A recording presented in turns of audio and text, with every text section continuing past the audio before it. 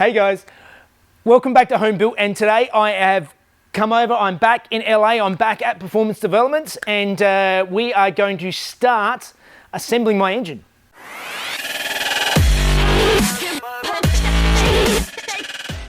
Alright guys, so as I said, I'm back in LA, and this is the first of hopefully my daily videos here while I'm here getting everything together. So what we have here, I've got a whole bunch of brand new parts waiting to go into my my engine. This is my case here, so it's still bolted together as it was for line boring. It's all been line bored and ready to go. We actually have my very nice looking pistons here. So these are a new style custom made piston from Mahler. You can see the box here.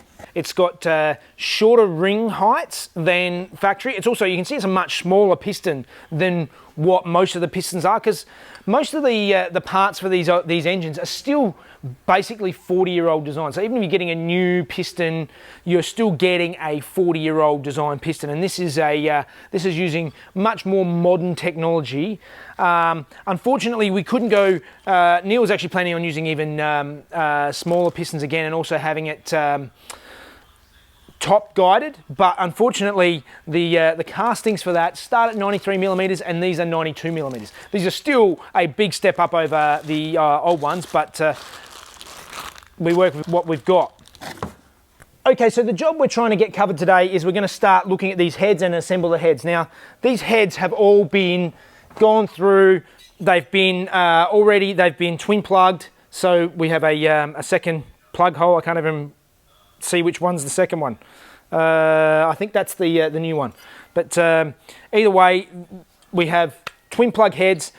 A lot of people talk about doing a 3-angle valve job, and Neil's actually gone through on here, and this is more like about a 7-angle valve job. I don't know if that's going to focus, but you can see basically a 3-angle valve job usually means that they cut with different angles into the valve so that you get a nice sort of flow in, and the more radius here, the better the flow, but you also want to make sure that the valves seal nicely onto these faces. They've also been flow tested, so we know the exact flow of what these heads are. We need to know the flow to know the exact lift, etc. we need to put into the cam.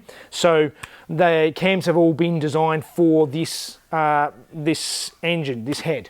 So the next step is assembling these heads, and for the assembly, one of the big things is trying to work out the height of the springs. And by the books, it always actually mentions to set the springs by height, but that is not it's not really the most accurate way of doing it, as Neil has sort of gone through and explained to me. The thing you need to understand is that even though these two springs are both brand new springs, they actually have slightly different pressures, and because of that, if you set them all at the same height, you'll have them, they'll look even, but it doesn't necessarily mean they have the same pressure on the seat, and that is the most important thing, is having equal pressures. So what we're looking at is trying to set them up. So I've placed a valve here into this head, and we're trying to make sure that the pressure holding the valve closed is the same on each one, so that when you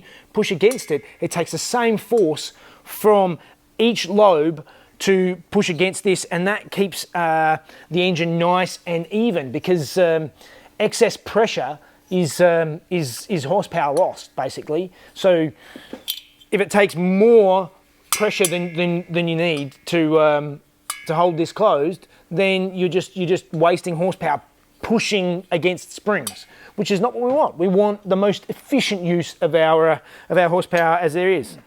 So what we're doing here is we've got a spring tester.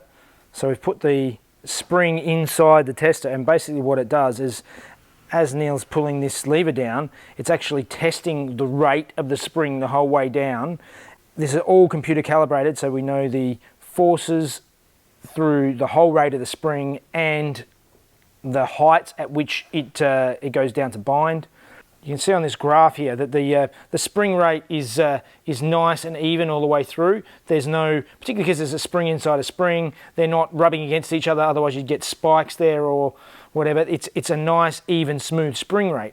But because they're not perfect, they vary, and we'll just bring up here the overlay of all the spring rates together.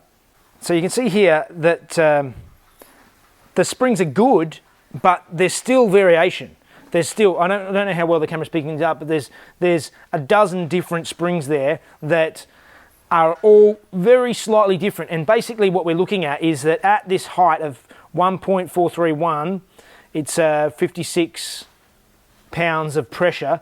Now this is another spring. This one at 1.431 has 59 pounds of pressure. So you can see that there's a variation in pressure. From the way that Neil has designed the cam, we want, on the intake valves, we want 58 pounds of force, and we want 64 pounds of force on the exhaust valves. So all this measuring basically is so that we can work out how many shims we need, exactly how much we need to shim each set of springs, so that they all have as close as possible to 58 and 64 pounds on every single valve. So we keep all the valves consistent throughout the whole engine.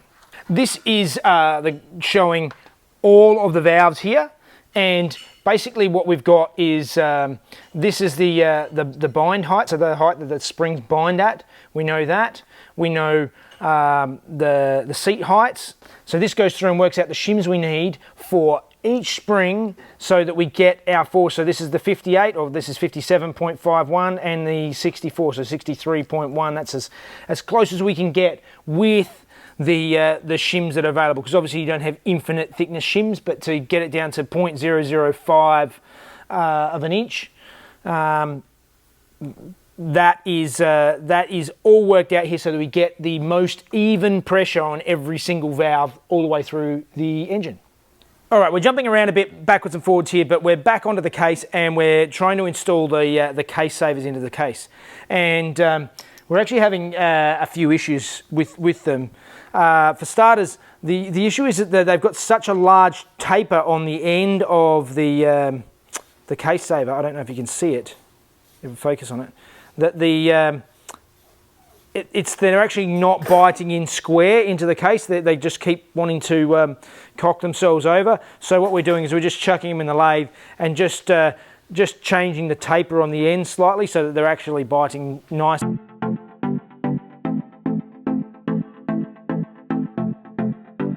So what I've done is I've machined off the end a little bit flatter, and then cut a slightly shallower taper on the edge of these, and that seems to be working much better. Neil's also made up just a tool here, just machined up this sort of nuts on a bolt.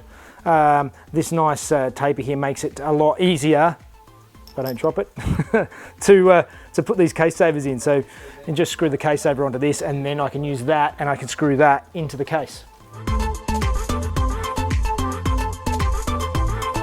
4 down, 20 to go.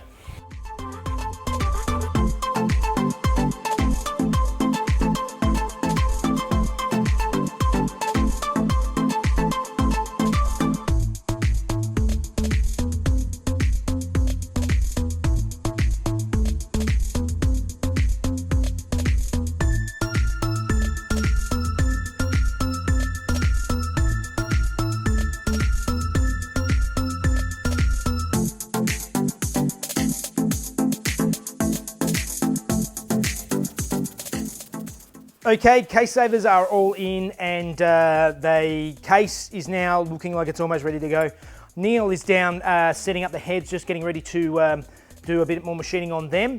And I thought I'd take this opportunity to talk to you a little bit about the cam that Neil has designed for this engine. So, like a lot of the parts that have been used for the last 40 years or so on these old cars, they're all using the old technology. Some people use 964 cams or S cams just because that's what somebody else has used, and they're better than what the factory cam is, but it's not as good as something that is designed specifically for the engine. Now, Neil has designed a new cam to go with this engine, and using a bit of the latest tech, really, because basically, if you can see this is my old cam and the cam lobes, and basically all old engines generally, the cam lobes are symmetrical, meaning that they're the same shape on both sides, so that obviously one side lifts the valve up and the other side lets the valve down. To get more air into the engine, you want the valve to open as quickly as possible,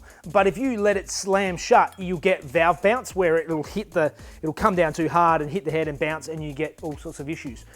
What we actually have designed on these is asymmetrical cams, so that it will open fast and then close soft enough, just soft enough so that it doesn't get valve bounce. Now, Neil has actually admitted that he's not sure exactly on this cam. He's gone, it is an aggressive cam, so it might not idle and be quite as streetable as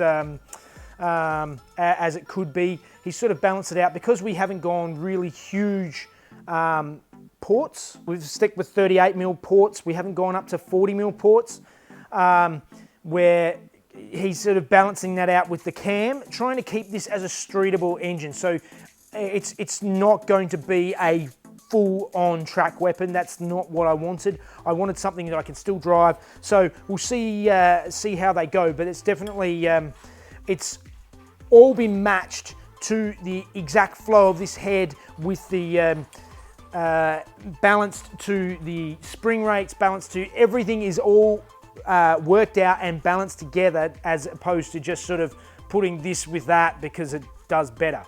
All right, well that's the cams, which are coming later this week. Let's go and see what we're doing in the heads.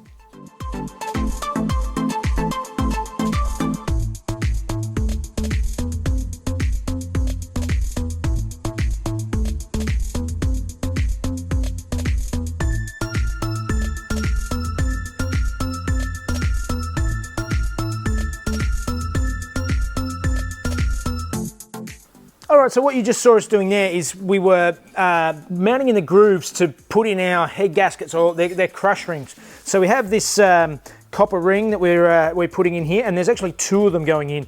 We're just picking up the other ones in a couple of days. They're not quite ready yet, but this ring sits in just nice and tight around the groove we've just done. So if I can sit it in there, and this inner ring is designed for a 4/1000ths crush. So 4/1000ths is about 0.1 of a millimeter crush on this, and then the ring that sits on the outside of that has a 3/1000ths crush. So this is basically the head gasket, and the other one is the seal, like to give it a good total overall seal. So if this engine ever needs to be rebuilt again, all we need to do is just replace these seals, and we've got another solid, good head gasket. Okay, well that has been a long day. It's getting pretty late. We're just sort of running out of time to finish up today. We've got to put the heads in and wash them up, but we're not going to get time to rebuild the heads today, which is what we had originally planned for. It probably doesn't seem like we got a lot done, but we've discovered a few things. We've had some surprises, some not so great, some better than others, and had to rethink bits and pieces along the way. So I'll go over that in the next few days. But for now, we have the cases all been put in with all the case savers. That's all been done. There's a bit of playing around with that because half of the ones in the packet were not very good, and we had to fix some and change some. So in any case, the case savers are now in and they're solid, and the heads are ready for all their gaskets, for their crush gaskets. So we're on the right path. In any case, that's all I've got time for today, and there's no Mrs. Jeff this week, unfortunately. So all right, guys, as always, please like and subscribe, and there's more details for the catch-up on Friday evening, and I might be trying to do something Saturday morning, still trying to work things out. In any case, thanks, guys. I'll see you next time.